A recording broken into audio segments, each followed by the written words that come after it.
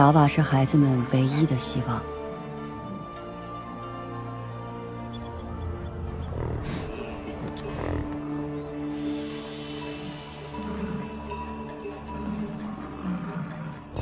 他决定铤而走险。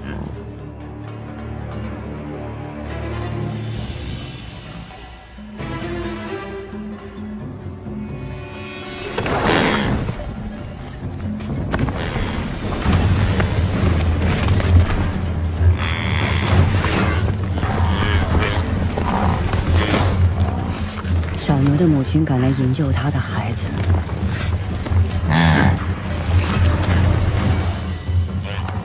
但达瓦不想放弃，他知道这是他最后的机会。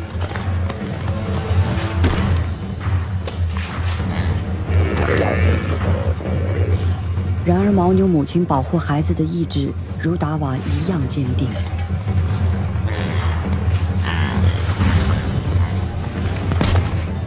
母牛用牛角猛烈地撞击达瓦的身体，一次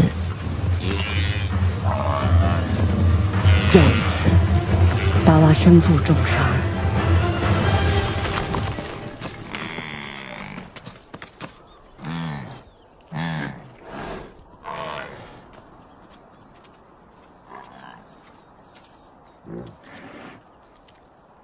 一位母亲勇敢地拯救了自己的孩子，而另一位母亲则在自己的失败中